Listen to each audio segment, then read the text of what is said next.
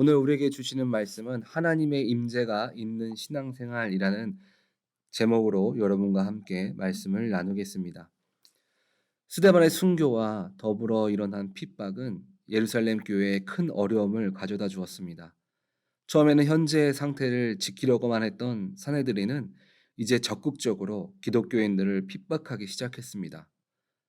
그래서 예루살렘 교회에 많은 성도들이 잡혀가고 죽임을 당하였습니다.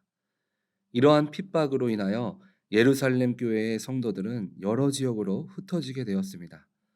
그러나 하나님께서 흩어진 이들을 통해 유대와 사마리아의 여러 마을에 복음 전파가 이루어지는 모습들이 8장에서 이루어지고 있습니다. 제가 티벳 선교를 다녀왔는데 티벳은 중국과 분리되어진 나라였습니다. 그런데 중국이 통합을 하면서 그들이 주장하는 것은 종교는 독이다였습니다. 그래서 라마 불교를 탄압하고 그들을 통솔하기 위해서 중국에서 세운 리더자를 세웠습니다.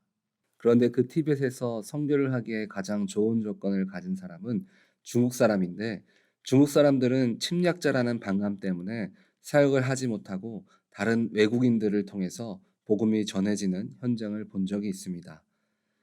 복음을 전하는 유대인 사도들과 그리고 사마리아의 관계를 보면 유대인은 사마리아인들이 옛날 북이스라엘 사람들이지만 섞여 있는 사람으로 그들을 무시하는 입장이었습니다. 유대인들은 북쪽으로 올라갈 때 쉬운 길인 사마리아 땅을 통해 가지 않고 돌아가는 길을 택할 정도로 그들을 부정했습니다. 그래서 신약의 예수님께서 사마리아 땅에 들어간 것은 놀라운 사건이었습니다. 그리고 복음을 받아들이는 사마리아인들 또한 어떻게 보면 자신들과 형제와 같은 사람들이지만 섞임으로 자신들을 무시하는 그들을 그렇게 좋아하지는 않았습니다. 그런 그들이 한 명은 복음을 전하는 자로 한 명은 복음을 듣는 자로 하나님께서 세우셨습니다. 14절을 보면 그들이 하나님 말씀을 받았다 함을 듣고 베드로와 요한을 그곳에 보냈다고 했습니다.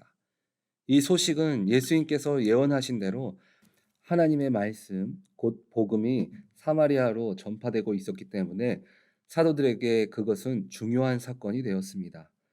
사도들이 베드로와 요한을 파송한 것은 빌립을 비난하는 것이 아니라 사마리아 전도를 비난하는 유대인 그리스도인들의 사고를 전환시키는 계기를 마련하기 위함이었습니다. 그래서 15절에 사마리아 사람들이 성령 받기를 간절히 바라며 기도한 것은 그들의 회심이 참인지 그리고 예수님의 예언이 맞는지 확인하기 위한 것입니다. 사도들은 이미 오순절 다락방에서 성령의 체험을 경험했습니다. 그래서 그들의 복음을 진정 받아들이고 회심했다면 성령님의 임재가 있을 것이라는 확신을 가졌습니다. 17절에 하나님의 말씀을 예언한 예수님의 말씀이 사실임에 나타나고 있습니다. 그런데 우리가 기억해야 할 것은 단 두 사도가 안수만으로 성령의 임재가 일어났다고 생각해서는 안 됩니다. 여기에 안수를 함에는 원어적으로 보면 그들이 계속 얹고 있었다라는 의미가 담겨져 있습니다. 17절의 성령의 열매는 안수자의 절실한 기도와 기도를 받는 사마리아 사람들의 이루어지기 원하는 간절한 믿음으로 성령이 임한 것입니다. 오늘 본문은 정직한 크리스찬의 성령의 임재를 보여주는 반면 공동체 안에서 믿음으로 성령의 임재를 구하지 않는 모습도 볼 수 있습니다.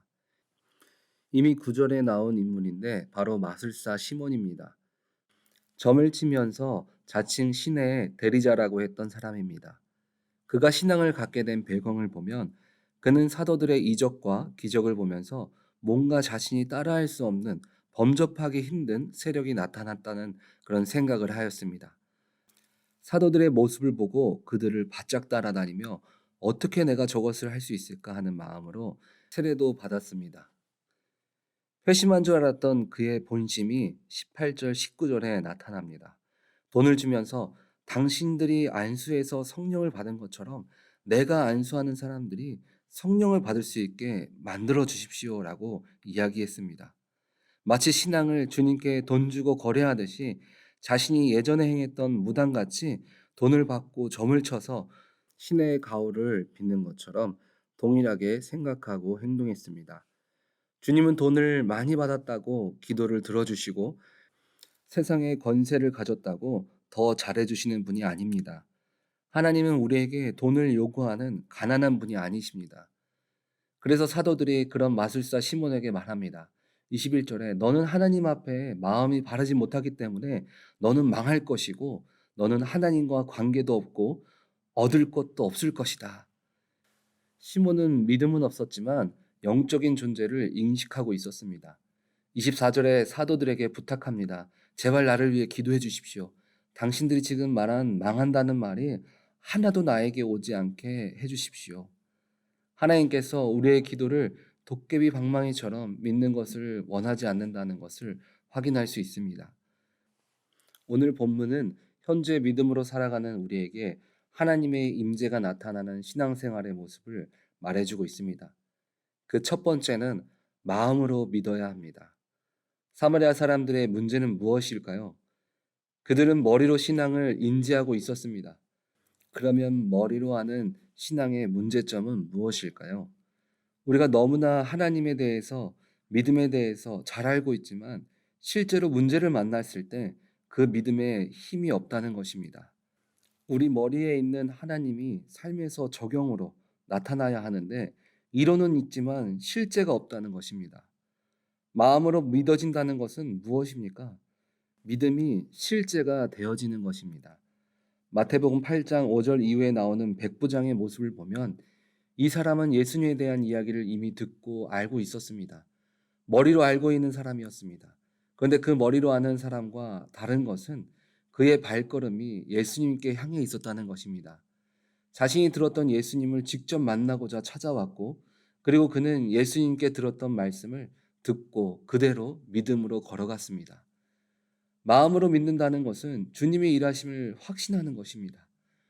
마음에서 믿어지니까 그 발걸음이 믿음의 길로 걸어갈 수 있는 것입니다.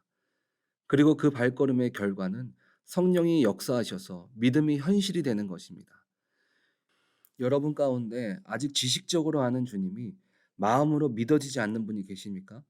오늘 여러분들의 삶 속에 이제는 머리로 아는 그 주님이 마음에서 시작해서 여러분의 발걸음을 인도하여 주님의 영광이 드러나기를 간절히 바랍니다. 두 번째는 선한 믿음의 마음을 품어야 합니다. 의도가 불순하다는 말이 있습니다.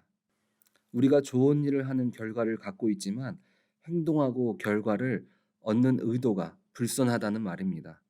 우리의 믿음의 마음도 마찬가지입니다. 가룟 유다와 제자들의 거듭나기 전의 모습을 보면 예수님을 하나님의 아들로 정말 잘 섬기고 또 그 밑에서 잘 훈련받았습니다. 그런데 제자들의 의도는 무엇이었습니까? 예수님의 이적을 보니까 병든 자도 고치시고 먹을 것도 적은 것에서 많은 사람들을 먹이는 그런 이적의 모습들을 보았습니다. 그래서 예수님께서 다윗 왕과 같이 이스라엘이 다시는 그 누구도 건드리지 못하는 강대국의 왕으로서는 예수님을 기대했습니다. 그래서 서로 예수님 옆에 있으려고 했던 것입니다. 그런데 예수님께서 나는 이제 십자가에 죽고 부활할 것이라고 했을 때 제자들의 반응은 어땠습니까? 마태복음 16장 22절에 베드로가 이렇게 얘기합니다. 예수님 제발 그렇게 하지 마십시오 라고 이야기했을 때 주님이 23절에 베드로에게 이렇게 얘기합니다. 사탄아 내 뒤로 물러가라 라고 말씀하십니다. 여러분의 믿음의 의도는 무엇입니까? 혹시 시몬처럼 여러분의 인생을 이 땅의 살만을 위한 믿음은 아니십니까?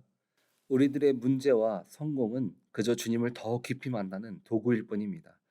우리들의 마음이 온전히 주님께 집중되어져 있다면, 우리의 마음이 주님 안에서 선한 믿음으로 채워져 있다면 주님은 이 땅에서 주는 복을 믿지 않는 사람들과 다르게 주님이 주시는 성공으로 세워나가십니다. 여러분 인생에 혹시나 믿음이 머리에서 멈춰 계신 분이 계십니까? 아니면 우리의 믿음이 주님에서 시작되어진 것이 아니라 세상이 중심이라면 이 시간 예수 그리스도의 이름으로 죄된 것들을 끊어버리시기 바랍니다. 그래서 우리 오렌지 한인교회 성도님들은 모두 주님이 찾으시는 귀한 예배자로 주님을 마음으로 믿고 선한 믿음을 마음에 품어갈 때 여러분의 인생의 모든 것을 주님이 책임져 주실 줄 믿습니다. 아멘.